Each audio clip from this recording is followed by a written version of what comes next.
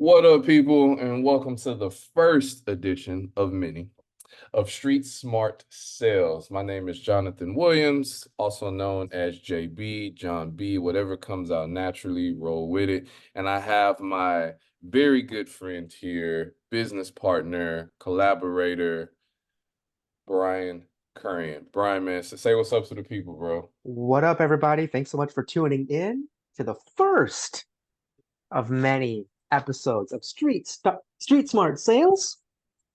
The Swami of Sales himself is in the house, and I'm happy to Yes, be here. Been a long yes, time yes, coming, baby. Thanks for having me, yes. everybody. Yeah, man, for sure. And I know I'm introducing Brian as more of like I'm hosting the show, but this is actually our thing together. So please be on the lookout for many episodes to come where Brian and I will be talking about branding, marketing, sales strategies, positioning your business, and how to be a better salesman, but also how to be more authentic in your business so you have more long-term success. So, man, Brian, we've been talking offline a lot about what people need and how they can be better, right?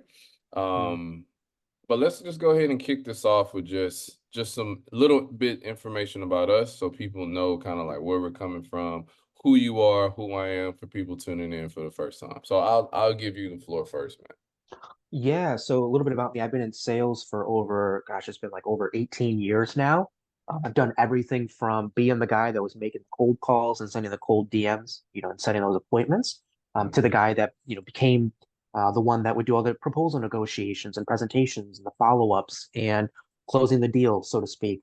Then I became the guy who had to manage those people. So I had my, own teams, or I had to make sure we were hitting our metrics and maintained our performance and maintained that we were excellent with everything that we were doing, to propel the revenue side of the house of our company forward.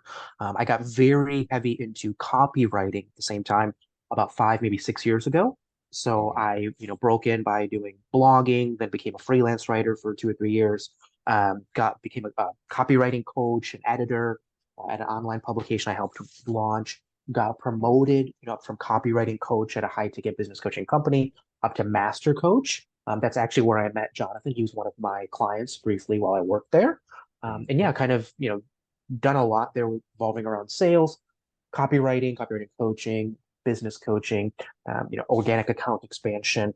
These are all some of the core pillars and core services and offerings that I have in my own business, which I just launched back in middle of January of 2024. So this year, I literally launched my business 4 days after I lost my job. Oh, That's probably what a wow. lot of you might be interested to hear more about, and we'll definitely do that on various episodes.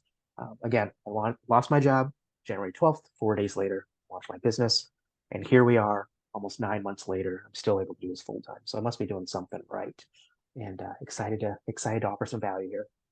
Man, you're doing a lot right, and Thanks, man. and a lot right well before you lost your job. Because I know many people who are in that position, they don't start a thriving business 4 days later. It might take them 4 years, you know. Sure, sure. Hmm. You Yeah. know. So yeah, man, definitely excited to talk more about that and give people some more insight into it. So thanks for sharing that, man. I know that's going to be Yeah. motivating to a lot of people. So yeah, as I mentioned before, my name is Jonathan. A lot of people know me as JB. The B is from my middle name, but I'm more on the branding perspective. My background is actually in fitness, health and wellness, corporate wellness. And a lot of that over the last decade for myself is about sales. It's about marketing. It's about positioning. It's about how do you stand out from everybody else who has taken a certification? How do you stand out Mm, from everybody else who's in this seemingly saturated market? And then mm, also just as far as background too, like how do you make yourself believable? How do you make yourself authentic? How do you make yourself feel trustworthy, right? mm, Because a lot of doing business is wanting to shake hands and move forward with either a service, a product, or a person that you trust. And a lot of what Brian and I will be talking about, not only today, but moving forward, is about how to build that within your business and how to continue to make that grow for yourself, man. So, we'll get more into our personal journeys and be sharing stories along the way, so stay tuned for that in many episodes to come. But let's go ahead and get into adding some value to the audience today. So, Brian, man, let's talk about, to me, is the core focus of today's conversation for many people tuning in, and that is how to get started. Like, Mm, what are things that you needed or that you would recommend, or mhm. maybe even some things that you learned after the fact that would have helped you get Right. started better, right? So talk to us a little bit about maybe some of the business tools or some of the insight that's needed to get your business started and off the ground. Yeah, I think so there's several aspects to it, right? I don't want anyone to ever think that uh I lost my job, right? And then I was like, oh man, I'm gonna be a successful entrepreneur in the Right. same weekend. This is gonna be great. It's gonna be so easy. Right. Nothing could be further from the truth. I think as far as you have to have some practicality behind what you're doing, right? So me, I like to think I'm a practical person. I'm a reasonable person. I had to take a step back. This was now the third job that I had lost, actually. And at that time, it was literally within like a 2.5 year period. Thinking about 30 months. For the course of 30 months, I had been either let go or downsized, role being reduced, whatever, company going a different direction, all that type of jargon. 3 times. This was number three. And so part of it for me was I was incredibly frustrated, couldn't stomach the idea of having to deal with this again, potentially, at the next place that I would go to. So I had to take a step back, Jonathan. I had to think to myself, and actually take us another step back. I had a feeling I was going to lose this job because of how I was being treated there for the last several months.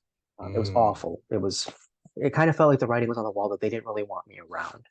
yeah. So besides looking for other jobs, I had taken that first step, which I encourage all of you to do. If you haven't done so already, the first step is getting your LLC, or Mm, it's one of the first steps, or a sole proprietorship, whatever you think is best as far as like how to have the legalities taken care of being able to have your own business, especially if it's an online business. It took me no time at all to file the paperwork for the LLC, I don't remember what the fee was. Maybe it was like $100, whatever. To go through the online process of filling out my forms, doing all that. That was step one. So being legit on paper, right? Do that. It's not a business tool, but that's something you absolutely have to do. Setting up mhm, a simple way to take payment, right? Because obviously you need to make money so you can support yourself. So how do you collect money? Do not just say, oh, I can just have people Venmo me or Cash at me, whatever. Please don't do that. You're not going to look like a credible business owner. I use a system called Wave, WAVE, like, hi, I'm waving hello to you, Jonathan. Um, mm, it's something I learned about at CEO. So at the business coaching company that I was at, where I met JB, they promoted it. I I really love it. It's free to use. They just charge you a small processing fee when your clients pay with a credit card or debit card. I think it's like mhm. 2.9%. Yeah, it's Um, not bad. it's not bad, but there's no like monthly subscription or annual subscription. So I could handle that, right? Because I didn't have any money when I was trying to launch my business. So I had to keep everything very, very inexpensive and or free until I could start generating some revenue. Many of you out there are probably in the same situation, and Mm, that's okay. Again, I've been there. It's fine. Um, so have a way to take payment. Have a way, not pen and paper, not Google Docs, whatever, but have an actual tool in place, such as like a CRM. What does CRM mean? Customer service or client relationship management software or customer relationship management software. Again, I didn't have any money. So I used a free program called Trello. Trello is also something that I learned about when I was at that business coaching company. Trello. Trello. Um, Trello they have many different templates, but one of the templates they have is where you can create your own sales pipeline board, right? So every time I would get if there was people I was doing follow-ups with or outreach with, I'd put their names in there, their phone number, their email, some quick notes about what we talked about. If I got a client, put that in there as a closed one deal, because then I want to follow up with them a few months later after the project's over, so I can try to get them to allow me to help them with something else. Um, Trying to have that pipeline going of being organized, right? Who am I talking to? Who's in my world? Who are other people that I'd like to reach out to and try to work with, right? Don't do things spontaneously. Don't just have it all up here, right? Have it written down. Trello's been phenomenal. I'm probably going to have to upgrade here in the next couple months to something like HubSpot or some other paid tool because there'll be a lot more resources and email automations and different marketing things that I could do that Trello doesn't have. You get what you pay for. Trello's free. So I'm gonna have to start paying here, but that's okay. I've generated some revenue. So I'm gonna invest in a HubSpot or some other relevant tool or similar tool where I can do that. So those are some examples of the email tools, or sorry, the business tools. Another business tool that a lot of people don't realize they have is literally their cell phone. This was Mhm. my first tool that I used to get my first client. Well, you're probably wondering, Brian, what are you talking about, dude? I have a cell phone, but I don't know how to like do what you're doing. My first client, she was also someone that was one of my old clients at that business coaching company, right? Um, I when I was getting ready to launch my business because I just lost my job, obviously you have to also figure out like what are you going to offer? What are you really good at? What do you like doing, right? What's going to pay the bills? Are there people that are actually out there that could benefit from this? When you do that little bit of soul searching and digging in here, you'll find your answers, right, of what you can do, or at least something preliminary that you could do. So obviously from my business coaching stuff that I did with you and all these other folks when I was working at the business coaching company, Mhm. um, I reached out to her. She was one of several people I had texted simply to tell her, hey, I'm getting ready to launch this business. I just lost my job. Here's some of the things I'm going to offer. If you know anyone that would be a good fit for me to help, you know what it's like to work with me. So if you know anyone to be a good fit, if you want to refer them, that'd be amazing. I'm going to offer a 10% lifetime referral commission for anybody that ends up signing up with me or wanting to work with me. I'll take 10% of that invoice every time they pay their invoice, whatever that looks like, and you can send me an invoice for that and I'll pay it and you'll get 10%, right? Um, and surprisingly, she told me she would like to work with me because she just launched a marketing consulting business. So she ended up being my first client. It wasn't what I was expecting, but what a pleasant surprise, right? All of you can Mhm. do that. Your phone is probably one of the most untapped business tools that you have access to. And you're paying that bill every month anyways. Use that shit to actually make you some money, right? Sending a text message costs nothing. So that's one of the first ways I got started. Um, but those are some of the business tools. Did you want me to also go over like value prop and mission statement and crafting your elevator pitch as well, JB? Kind of Uh, one by one? so now I think what would be best here is that I know you mentioned LLC because I want to Mhm. start from the very beginning, right? Please, yeah, yeah. Because like we're whoever is listening to this podcast who's still here, they're Hmm. very eager and anxious, or maybe just super curious on how to Hmm. actually get started. So something that I want to touch on when it comes to LLC that Brian made a really good point of is that you need to go ahead and get legal right away. Yeah. Now, there are a few auxiliary pieces and preliminary pieces that I want to touch on as it relates to that LLC being that talking point there. Is Mm, that before you get started with the LLC, some things that I've learned is that when you're thinking to the future, right? Depending on what your business is, because right now we don't necessarily know what business we're talking to at the moment. mm, It hmm, could be hmm, anywhere from consulting to hairstylist to someone wanting to start an apparel line to mm, maybe even a nonprofit, right? hmm, So what I've kind of learned here, especially with me being in Texas, with the LLC fees being a little more expensive than other mm. states, is that Okay. your your generation fees and your startup fees for the LLC, there's fixed rates for it that are only applicable to the LLC formation itself. And then there are also state fees and taxes, which vary depending on where you are. Yeah, So definitely do your research and make sure that you're ready financially to file your LLC and incorporate your LLC in that mm, way. mm-hmm, I would recommend that, and this is not sponsored or anything like that, but my recommendation is either work with a tax professional or someone who does this thing for a living who can save you the most money in yeah, this way to get you filed. Or I know for, in my opinion, the best one-stop shop is LegalZoom. that's what Um, I used. Yep, yeah. that's what I've used. Yeah, the best one-stop shop if you want to know that everything's going to be done correctly, you don't have to be confused about what extra add-ons and stuff to like um, you know, position or add to your card, or you don't know if you need this or don't need that. LegalZoom does a very good job of that, and they're not paying me to say that. Yep. So I would go one or two of those routes. Another little tip and trick that I kind of learned, especially with those more creative entrepreneurs and solopreneurs and people who want to kind of get into this world of entrepreneurship, is that it might sound very simple, but a lot of people really struggle what to name their business. Mm, yep. Right. So this is where my lane of branding, but also business positioning for the long term as it relates to being able to apply for grants and apply for loans, or if you have a nonprofit, Mm, making sure that you're not pigeonholed or red flag due to the name of your entity. right. So when you're going to look to name your business, you may want to look into more of a general name for your LLC that ends in either holdings or consulting Mm, or services or something like that.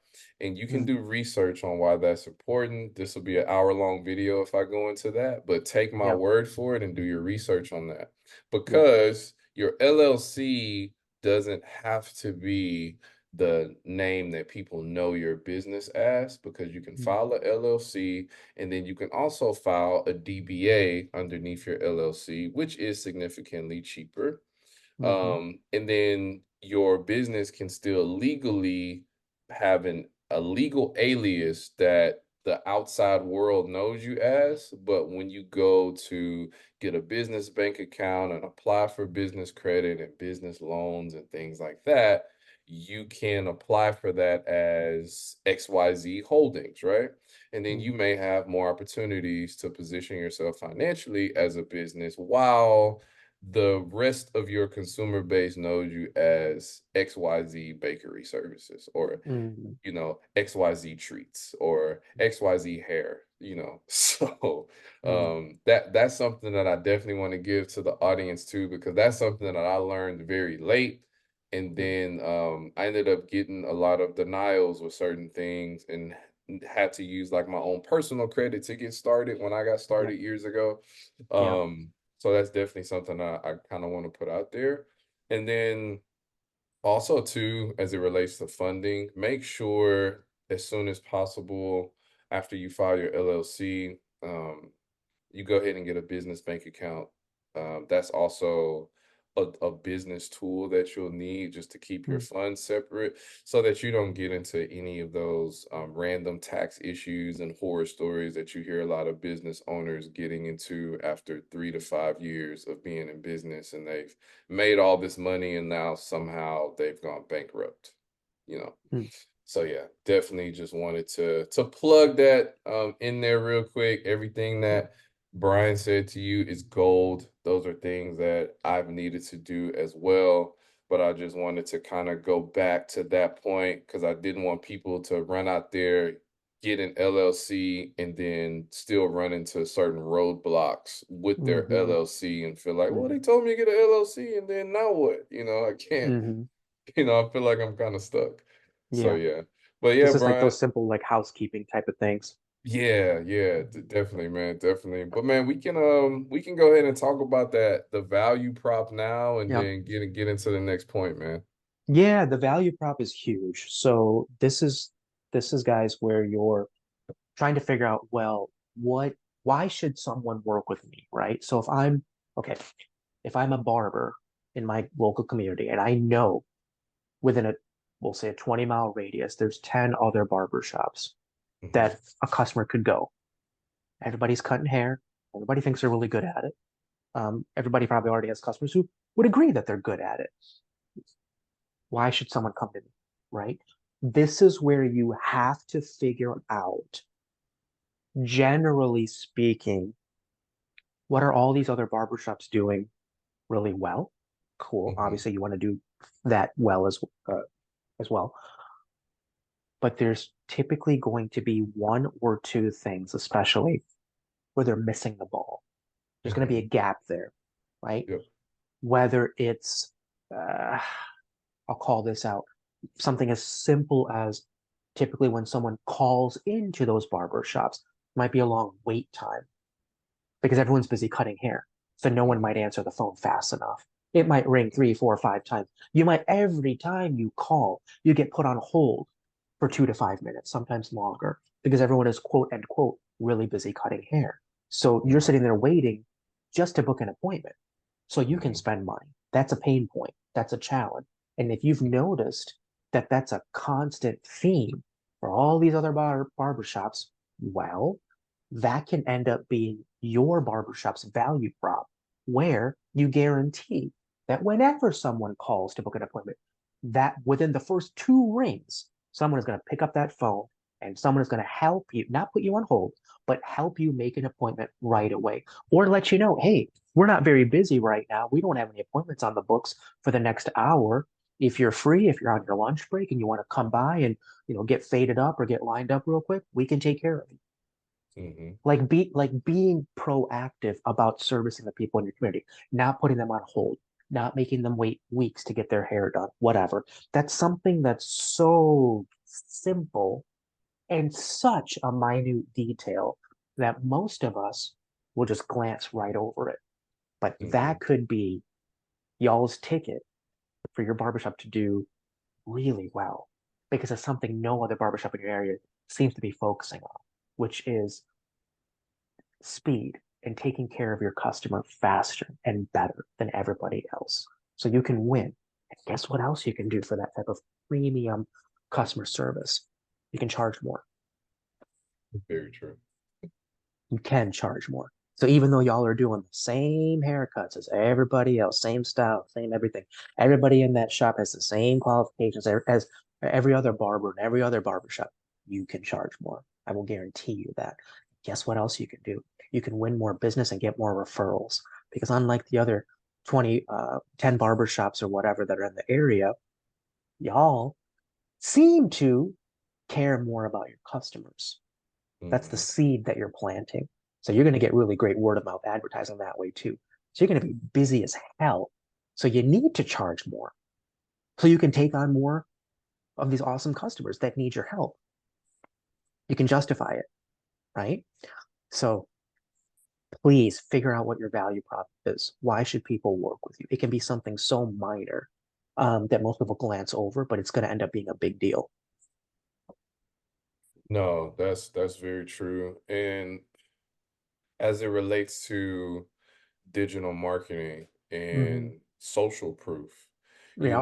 I think that a lot of businesses in today's market tend to use Hmm. this value prop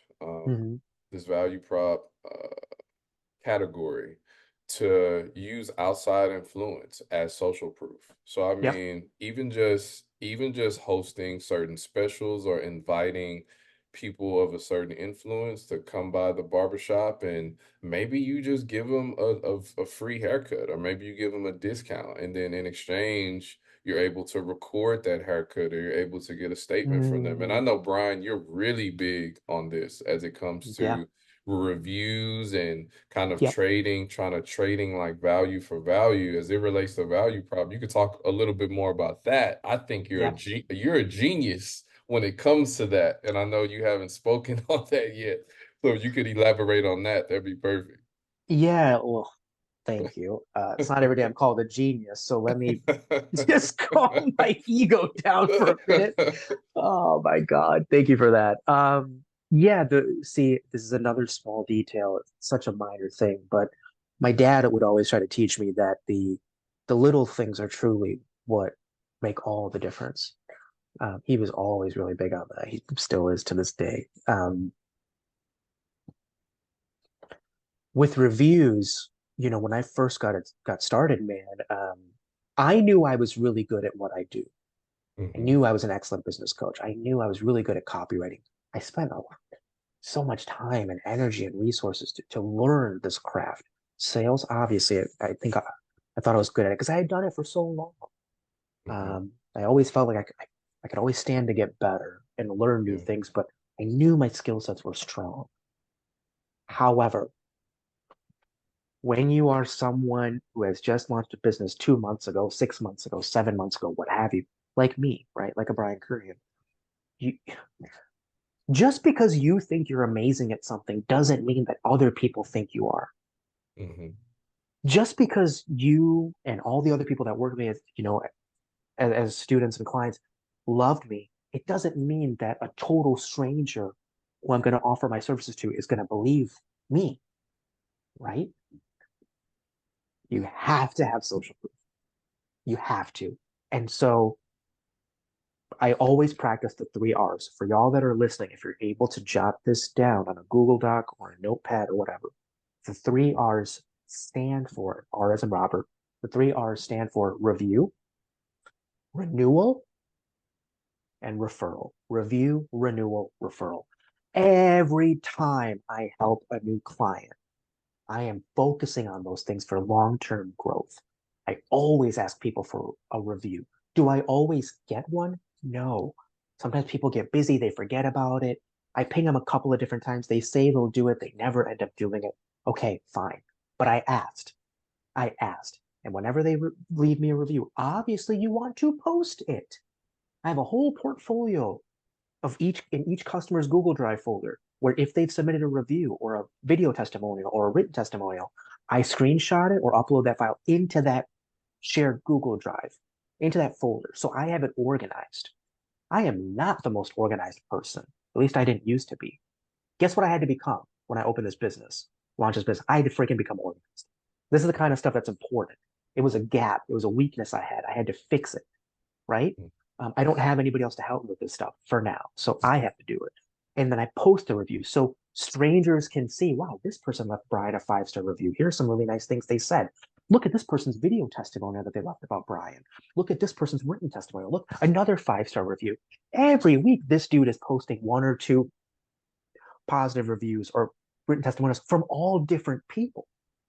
It's not just the same 5 reviews he's posting. He must be good at what he does because he's got all these random people he's helped that are saying so. That makes me look legit, makes me look credible. So now I'm not the only one telling you that I'm really good at this thing. These people are saying it for me.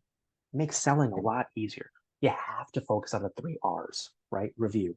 Next, if you've done a great job with someone, which obviously I'm guessing you would, Hmm. ask them what's next. What else can you help them with? Yep. Now this project is done. What else can we do, right? Getting that organic growth. Do you know anyone else that could benefit from speaking with me? Anybody in your network have similar needs? I'd love to help them. I'll throw you a 10% referral commission. Just let me know. Hmm. Does everybody that I work with send me a referral? No. It's okay. But I'm asking. I'm actively asking, right? Um, those are some of the things that I always focus on. And that's been such a key indicator of my growth. It's been such a accelerant, in my business for growth. The other day I was looking at how many clients I've worked with already in the, 8.5, gosh, not even 9 months I've had this business. I think I'm at like 44 or 45 clients now. I'm Hmm. basically averaging 1 or 2 clients every single week, brand new clients. Um, Hopefully that impresses some of you. To be honest, I'm not surprised. I'm not impressed. What I am is I am someone who does the right things and focuses on the little details. And so then I get the results I get. Does it surprise me? No. Because if I wasn't doing what I should be doing, well, then yeah, I'd be surprised. I'd be very surprised because it kind of feel more like I'm lucky and it's just kind of a coincidence. right? I'm just fortunate. No, I'm doing the right things. That's why I'm getting the right people to want to work with me. So you have to focus on those types of things so you can have some steady growth in your business, and have some longevity and the ability to play the long game. Definitely. Most definitely. Man, that is beautifully said. I think that I think that once you get into it and then you start to develop that flow, I think more entrepreneurs begin to feel that way.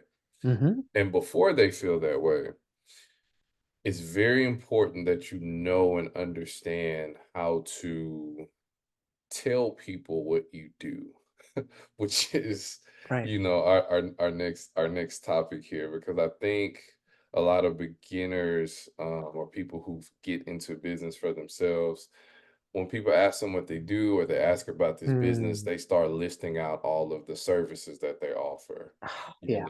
or they immediately go into some backstory, and like people don't really care yet, right? Yeah. So you have to position your value and benefit to your consumer, to your target demographic. And the best way and tried and true way for people to understand that is if they're not talking to you and they happen to find you, what does your mission statement look like? How do you Mm. present? What's the first thing that they see, right? And a lot of Yeah. people confuse that with having a really cool logo, and it's not that. Sure. It's not that. Sure. It's not that, right? And then when people are talking to you, once you maybe gain some interest, or your first footprint with them, or your first interaction with them is a conversation or a live interaction. What does your elevator pitch look like? And I know Mm-hmm. I know elevator pitch is thrown around a lot when it comes Mm-hmm. to Mm-hmm. business or marketing or sales, and like 30-second elevator pitch now, you know. Mm-hmm. But Brian, if you could tell us from your perspective, being in sales now for over 20 years, what are some good best practices for people when it comes to having these two things in place? And Yeah. what are maybe just some really quick do's and don'ts as Yeah. people begin to create these things for themselves? Sure. Sure. Sure. So let's start with mission statement. My Mhm, mission statement is simple, right? And I would recommend this to the majority of you out there, if not all of you out there who are listening. A mission statement to me should be very personal, right? For me, it means a lot more to me when I'm looking back on situations I've had to deal with and overcome, and kind mhm, of where I am today and who I want to serve, right? A lot of the times, the people that I end up wanting to help and serve are the people who I used to be a version of that early in my mhm. career, right? Yep. I used to need certain resources, certain mentors, certain guidance, certain things, tips and tricks and advice when I was that age or when I was at that stage in my journey, whether it was my entrepreneurial journey or my sales career, or my copywriting career, et cetera, fill in the blank here. Mhm, So I try to be to those people what I wish I would have had mhm. when I was at that point. So Yep. it's very intimate for me. It's very personal. It means a lot more. It's a lot more inspiring for me. It keeps me going. So what is my Mhm, mission statement? My mission statement is this. At least it's my first milestone I'm aiming for. My mission statement is to help 1,000 entrepreneurs learn the essential skills, mhm, copywriting, and sales so that they can become so successful in their own business that they never again have to work a job they hate. Why? Because I have had to work many jobs I've hated because I needed the money, mhm. right? And I didn't have parents who could financially support me, oftentimes, or anybody to support me. So just do what you got to do and you grin and bear it, and you take the abuse from your boss and your coworkers and et cetera and et cetera, et cetera, because you need the money and you don't have the proper skills to be able to escape that situation until you start learning them. Then you can break those chains, so to speak, because you don't need that paycheck anymore. You can do better for yourself. Mhm. The skills I've learned over my career, these are literally the things that I'm doing in my business every single day. If I didn't have those skills, I would have to pay someone else to do that work because I don't know how to do it myself. Well, if I don't have the Right. money to pay them, now what? I'm back to Right. square one, right? How do you find success when you're trying to do something you have no idea how to do because no one's shown you how to do it? You've never learned it. So that's my mission statement. As far as 10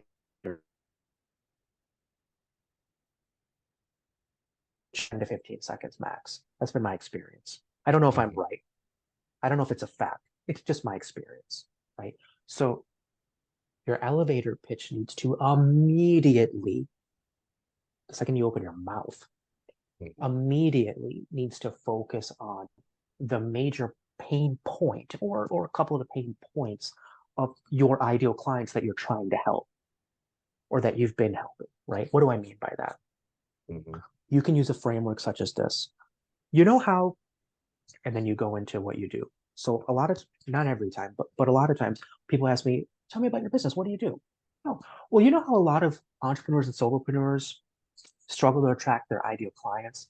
They end up having to work with a bunch of people they're not really passionate about helping. And then because of that, they don't end up hitting their revenue targets or making the kind of money that they want to make for themselves and their family. They can't really live the lifestyle they want to live. Hmm. Most people, especially if they're still new in the entrepreneurial journey, will nod and say, "Oh shit, yeah, I do know what that's like. That's me." Or if I Hmm. don't feel comfortable admitting that to you, yeah, I know what that's like. It's me, but I'm not going to tell you. I'm just going to act like it's my friend John who Right. owns a business and he's struggling. No, Right. they'll say, yeah, okay. Well, I offer premium ghostwriting, done for you services, as well as copywriting coaching and sales training to empower entrepreneurs and solopreneurs and small to medium business owners to attract more of their ideal clients so they can work with the type of people that make them happy and generate the kind of revenue that they want to generate so they can live the type of lifestyle they're wanting to live, right? I help them do Mm. that. Whether I do the work for them with my team or I teach them how to do it or their employees how to do it so they can learn Mm. those essential skills. Does that make sense? And they'll That say, makes that oh makes my God, perfect sense. bingo. Or it might not. Some of us don't even know what ghostwriting is. That happened to Mhm. me when I was at a Chamber of Commerce event just this past Friday, a couple days ago. Today's Monday, so a couple days ago. Um, I said ghostwriting. This is the second time it's happened now because at a different event, networking event for the Chamber of Commerce, one of the guys told me he didn't know what ghostwriting was either, different person. So it piques curiosity. If they don't know what you're talking about, go a little bit further. Ghostwriting is where I literally become you, JB, Mhm. and I write your blog post for you or your thought leadership articles for your website, or I update the website messaging that you have or the website copy. Um, I will write, ghostwrite social media captions for you. If you have an ebook you're working on, we'll write it for you. When your ideal clients look at it or current customers, even your daughter or other Mhm. people, friends, family, whatever, they're going to think you wrote it. Right. They would never even guess that anybody but you wrote it. It's an incredibly challenging thing to do.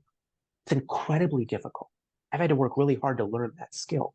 I am the guy playing you, writing as if I'm you, so that you don't have to do it. You can go out and go help more customers, go to more networking events, do speaking gigs, write your next book, whatever you want to do for your business. I take that off your plate. That's ghostwriting. Does that make sense? Okay, that's more relevant. Cool. And if you want to learn this whole copywriting thing, if you want to learn those skills, you have employees that you would like to get trained on that, we offer in-person and virtual training. Mostly virtual because most of my clients live all over the country, so it's hard to visit them. But yeah, sales training too. So that's an Got you. elevator pitch. Keep it short and Yeah, sweet. man. Nobody has a reason to care about the backstory or your life story yet. People will start caring when you start helping them and you start offering value. Now you're giving them a reason to care. Until then, dude, they'll just space out, their eyes gloss over, and they don't, they're just being nice half the time, but they're not actually responding or listening. You haven't given them a reason to care yet. Because up until you actually start helping them, they don't even know if you can help them. They don't know what you do and they don't care, bud. Mhm. People care when they need to care because it affects them directly. Very true. Until then, what you're saying is pretty irrelevant, right? So it's got to be a dynamite elevator pitch. 10 to 15 seconds. Man, that right there is another gem that you know I think that all startup entrepreneurs, startup businesses, solopreneurs, especially if you're going at this alone, right? Which is the core of today's topic, like startup guide and tools for solopreneurs to really take into account. And when you're doing all these things, mentally and even sometimes emotionally, you get into a Mm, space where you've done so much that you do believe that, okay, hey, like this person needs to know all about me and right. all about, my services because, it's just me doing it. So I gotta overload. I have to info dump this person right Yep. away, you Yep. know. And then what happens is that people get turned off or they kind of halfway hear maybe some trigger words in there, but they're not really resonating with Hmm. the value and benefit for them as a consumer. So to them, they may have had this really interesting conversation with this guy or this girl or this representative that they think they may have met that does something in this random space over here. Mm, And you didn't really give yourself the chance to connect with that potential bingo. client or customer. Bingo. And I Yeah. and I and I will say this, a lot of you have probably heard this saying before, but I don't know if it's really resonated with you, and I don't know if it will resonate with you until you find out the hard way. The saying is this: facts tell, stories sell. Hmm. Facts tell, F-A-C-T-S, facts tell, stories sell. Very I could nice. have easily told you when you asked me, what do you do? I could say this to anybody. Oh, I offer ghostwriting services. We can ghostwrite keyword rich blog posts, all leadership articles, blah, blah, blah, website copy. We also do sales training, copywriting coaching. Here's what I do. I'm stating all the facts of what I do. And Hmm. it's all true. I'm not making anything up. These are really the things that me and my team, we do these things. Hmm. Who listens to that? Who cares? It doesn't apply to you, so why do you listen? The Right. story is, you know how a lot of entrepreneurs and solopreneurs struggle to attract their ideal clients? They end up working with people they're not passionate about helping because they need the money. And even then, they end up not being able to earn the type of revenue that they want to earn so they can provide the type of lifestyle for them and their family that they want to provide. You know anybody like that? Yeah, yeah, yeah, yeah. I do. That's a story. I haven't even told you what I do yet. Mm. I just need to make sure you actually care, dude. Right. Do you care? Or are you Right. scrolling through your Instagram feed right now as I'm trying to talk to you? Right.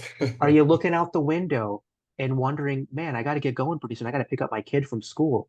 I hope this guy talks quick because I got to get out the door. Like, Hmm. what is going on in there? So I got to make sure I have your attention. Again, that's sales. That's copywriting. That's human psychology. That's buyer behavior. That's the art of persuasion. It's Hmm. it's the art of making sure someone actually wants to listen to you and Right. is the right fit for you. So I'm not just talking to myself, right? Stories, dude. And then I tell the right story. I always have a story under my sleeve that I know is going to be relevant to this person. I just got to pull out the card, you know, um, so that it actually vibes with them. That's why a lot of my businesses come from organic leads. It's me just telling stories appropriately to the right people, being in the right room at the right time, with the right person, the right mindset, so I can actually do what I'm supposed to be doing, the right things. That's all. Stories sell. Leave the facts at home. Nobody cares. Nobody Man, cares. man, that is, I think that is the perfect period to our conversation today. If you didn't get anything else out of today's conversation, please get that. Um, storytelling sales. So make sure that you are positioning yourself correctly within your business, especially when you're first starting off and for the long term. I do hope, we do hope that this segment today does help some people at least understand where they should be and what they should be paying attention to as they're getting started as it relates to business tools, positioning your brand and your offer and your value and benefits to your target demographic. We really do appreciate you stopping by and spending some time with us. Be on the lookout for our next episodes that will be coming up. We're definitely going to continue to help you guys not only start your business, but take off in your business and sustain it. This is Jonathan, JB. Thanks for tuning in. Brian, have anything else that you want to say, man? We can go ahead and end it off here, and then we'll definitely be back on to continue the conversations. No, I just want to say I appreciate everybody listening, all of y'all out there. It's exciting to be able to finally get this podcast going. We've been talking about this for quite a while, so very Man. very exciting for me to finally have done the thing, and can't wait to see you guys back for the next episode next week. So thank you for your time, thank you for your attention. We'll be here to help if anybody has any questions. Leave some comments, and thank you. Love you guys, and excited to help next week.